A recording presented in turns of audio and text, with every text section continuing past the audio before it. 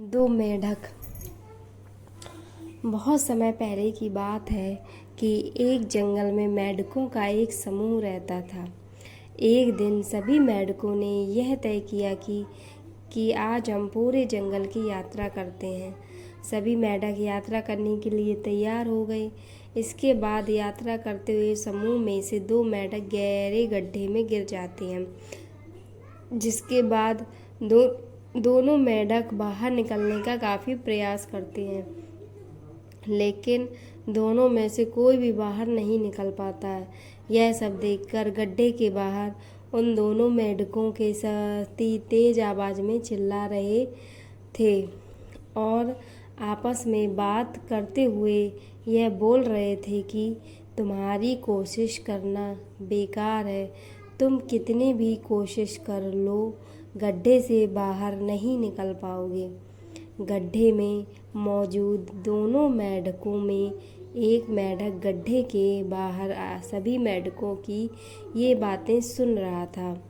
यह बातें सुनकर गड्ढे में मौजूद मेढक बहुत निराश हुआ और गड्ढे से बाहर निकलने का प्रयास छोड़ दिया और निराश होकर अपने प्राण त्याग दिए। परंतु दूसरा मेढक अभी भी पूरी तरह से गड्ढे से बाहर निकलने की कोशिश करने में लगा हुआ था और गड्ढे के बाहर मौजूद सभी मेढक उसका मजाक बना रहे थे और हंस रहे थे। बार बार प्रयास करने के बाद दूसरे मेढक ने एक लंबी छलांग लगाई और गड्ढे से बाहर निकल गया। समूह के सभी मेढक यह देखकर हैरान रह गए। जब सबने पूछा कि उसने ये कैसे किया, तो उस मेढक ने जवाब दिया, वह बहरा है और वह बाहर निकलने की कोशिश कर रहा था कि उसे लगा बाकी सभी मेढक उसे उत्साहित करने के लिए उछल रहे हैं। कहानी की सीख।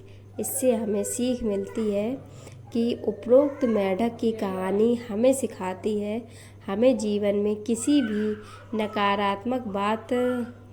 भी नकारात्मक बात नहीं सुननी चाहिए।